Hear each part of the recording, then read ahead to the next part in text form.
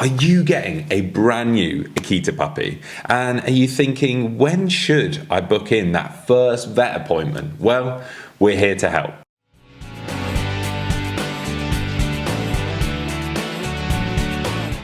Welcome back to the Fenrir Akita Show. My name's Joe and I'm a certified canine leader here at FenrirCanineLeaders.com. We are dedicated to helping you learn everything you could possibly want to know about the Akita and then how to become a high-level canine leader so you can raise your very own. So if you're new here, don't forget to subscribe and turn on that notification bell so you never miss a future upload. Bringing Akita into your home is very, very exciting, but making sure that you've booked in their first vet appointment is incredibly important. But when should they be going to the vet? Well, today we're going to be tuning into a webinar that the canine behaviorist and founder of FenrirCanineLeaders.com, Will, has recorded all about when your dog should be going to the vet. So then let's dive into today's quickfire webinar, and we will begin with the importance of proactively planning your first visit to your local vet with your new puppy. So what does proactive planning for puppy parents look like? Well, it is safe to say that your new life will change once your puppy comes home to you. More often than not, even seasoned dog owners are surprised about how much time and careful planning it takes to raise a puppy. And yet they bring so much joy into our lives that we would not have it any other way.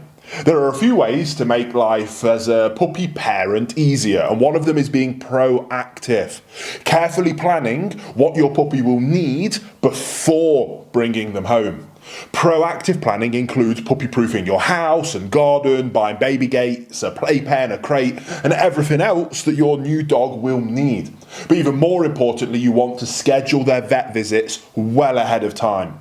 And not just the very first one either. Ideally, the dates for all appointments your puppy will need should be marked in your agenda or on the calendar hanging in the kitchen wall.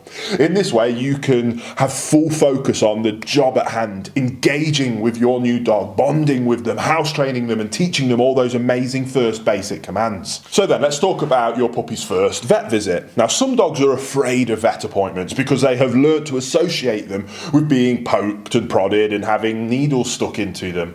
And you do not want your puppy to be scared of the vet. A visit to the clinic should be a positive experience for them, not something that they should dread. The easiest way to achieve this is going there with your puppy at least one time before their first vaccination is due. Whilst you are at the clinic for your introductory visit, ask the staff to pet and handle your puppy. Play with them a bit and give them some treats. Of course, whilst doing so, keep them away from other potentially unvaccinated dogs. For example, by holding them in your arms rather than letting them walk on the floor. Now, in this way, you are actively taking advantage of your puppy's early socialization phase whilst also keeping them safe. As well, you are creating very positive associations around the vet clinic of your choice. And in this way, your puppy will learn that vets and visits to the vets are something to enjoy and not something that they ever need to be afraid of. So then, your puppy's second and third vet visits moving onwards. And if you're buying a pedigree puppy, the breeder's own vet will have chipped, vaccinated and dewormed all puppies between the age of 6 and 8 weeks. The exact dates of this first set of treatments should be marked on their pet passport, together with the recommended dates for the 2 follow-up vaccination boosters. These boosters should be spaced apart between 21 and 28 days from one another. All you have to do then is to contact your own vet and to make 2 appointments, one of each set of vaccination boosters. Once 21 to 28 days have passed since the date of your puppy's first vaccination, you will find yourself at the vets for this first booster. By that time, your dog will be around 12 weeks old, and this same injection will be repeated around the age of 16 weeks old. Some vets even recommend an additional booster vaccination when the dog is 20 weeks old. On top of these 2 jabs, the vet will vaccinate against rabies, usually again between the age of 12 and 16. So then, now let's look at an approximate schedule for your puppy's trips to the vet clinic so you can really get a grasp of it. So vet visit number 1 with your 8-week-old puppy. This is the social occasion we spoke about earlier, which allows your dog to become familiar with the clinic and the personnel there. Vet visit number 2 with your 12-week-old puppy for the first set of their vaccination boosters. Vet visit number 3 with your 16-week-old puppy for the second set of vaccination boosters. And and if recommended by your vet visit number 4 with your 20-week-old puppy for an even third set of vaccination boosters. Now, young puppies also need to be protected against inner and outer parasites such as intestinal worms, heartworms, fleas, ticks, mites, and insect bites. The good thing about these treatments is that they do not require separate vet visits. Either your vet will apply the appropriate medication themselves as part of your consultation, or they will package them up for you, in which case you want to make sure they write down exactly when you need to give them the medication, exactly how much of it to give, and whether it should be with food or on an empty stomach. Usually, parasite medication for puppies is given in the form of a tasty pill that your dog will usually eat without problem.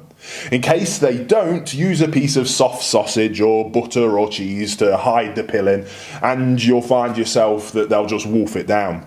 If you do have trouble getting your puppy to swallow the medicine, ask your vet for help, because there is things that they can do. Heartworm prevention for puppies usually comes in the same pill as their deworming medication, but you want to double check with your vet that that is the case and whether or not the prevention is needed, as you may be living outside of a heartworm risk area.